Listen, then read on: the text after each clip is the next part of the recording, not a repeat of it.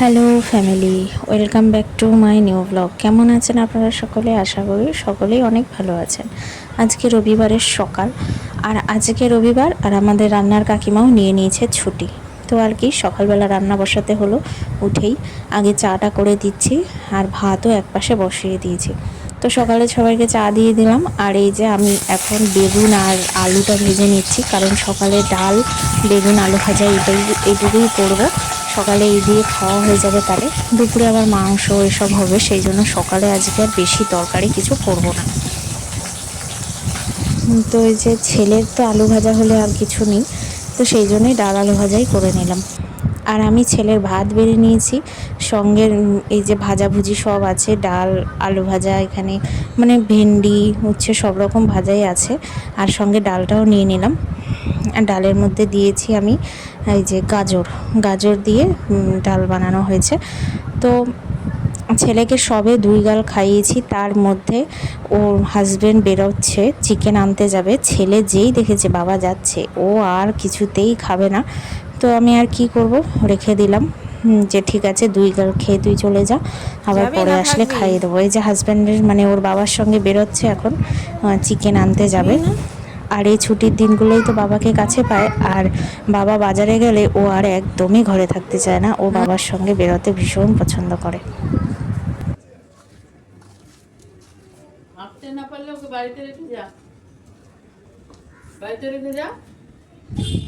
হাঁটো, তুমি বড় হয়েছো না, একটু হেঁটে হেঁটে যাও, হেঁটে হেঁটে যাও, হাত ধরে হাঁটো, হাত ধরো।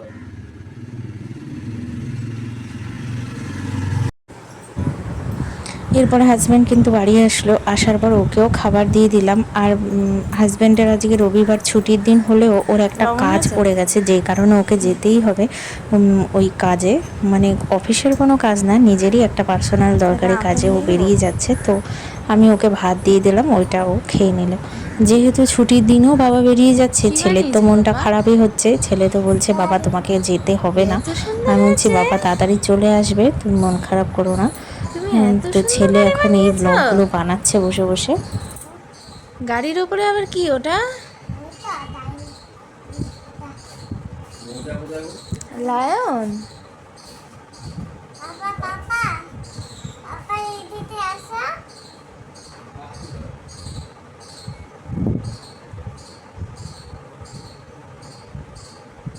লায়নটা কোথায় গেল?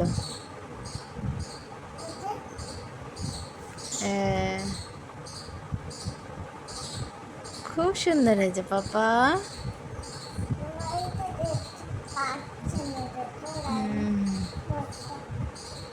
দারুণ হয়েছে।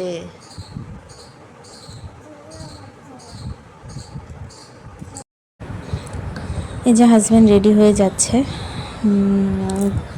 আর ছেলে তো আর তুমি ফেলে বাবার দিলা সঙ্গে আর ওর? কথাই বলবে না, রাগ করেছে এত যে বাবা আজকেও কেন বেরিয়ে যাচ্ছে ওর খুলে সঙ্গে না দিচ্ছে যে। খেলে।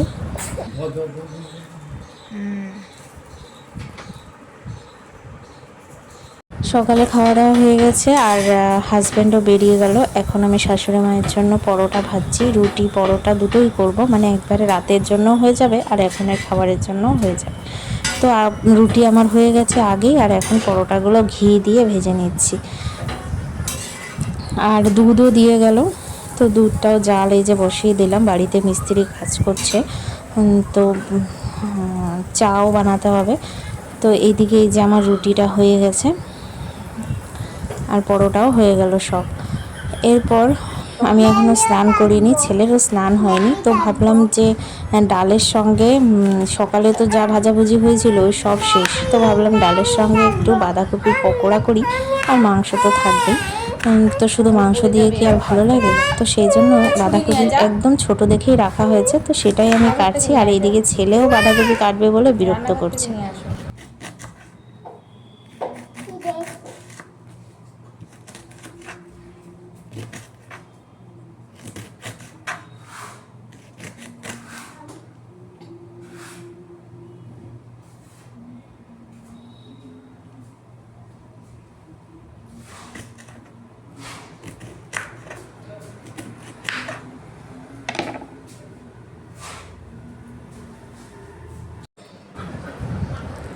এই যে আলু ভাজা হচ্ছিল, ও আলু ভাজলে ও খেতে ভীষণ পছন্দ করে, মাংসের আলু ভাজা। সবে আলুটা ভাজা হয়েছে, ওকে একটা আলু দিয়ে গেলাম।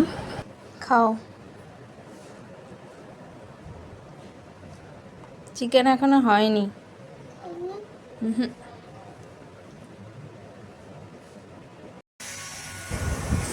তো এই যে চিকেনটা হয়ে গেল, আগে চিকেনটা হয়ে গেছে, এবার চিকেনটা নামিয়ে আমি এবার বাঁধাকপির পকোড়াটা বসাবো। মানে গরম গরম ওটা না খেলে কিন্তু ভালো লাগে না। তো ছেলেকে আর বাঁধাকপির পকোড়া এখন দেবো না, ও একটা খেয়েছে শুধু। ওকে এখন আমি চিকেন দিয়ে আগে ভাতটা দিয়ে দেবো, তারপর যখন সবার স্নান দান হয়ে যাবে তো আমি বাঁধাকপির পকোড়াটা ভাজতে বসিয়ে দিয়েছি। একটু আগে প্রথমে ভাপিয়ে নিয়েছিলাম, নয়তো একটা গন্ধ বেরোয়, আর এখন তো সিজনেরও না বাঁধাকপি, তো সেই জন্য ভাবলাম একটু ভাপিয়ে নিই।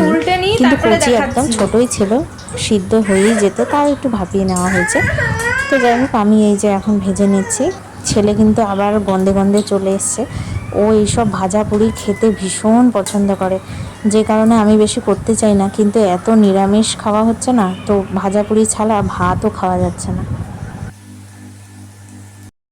দেখ, তো এই যে হাজব্যান্ড না মানে একটা কাজেই গেছিলো, আস্তে আস্তে কিন্তু পুরো রাতই হয়ে গেছে, মানে সন্ধ্যা হয়ে গেছে।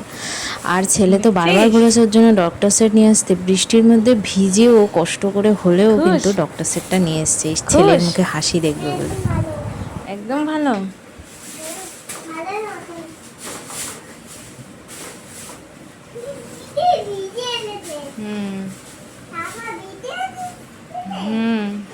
বৃষ্টিতে ভিজে ভিজে নিয়ে এসছে।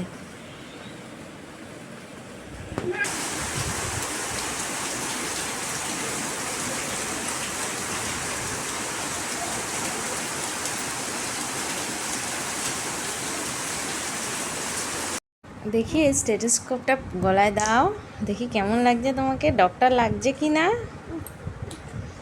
এই ব্যাগটার মধ্যে কি কি আছে? থার্মোমিটার, এটা ওয়েট মেশিন,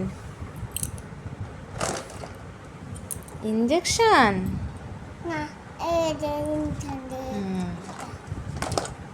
লাগাও লাগাও, এটা এখানে লাগাতে হয়, উপরে লাগিয়ে দাও, এগুলো যেন না হারায় বাবা, ঠিক আছে?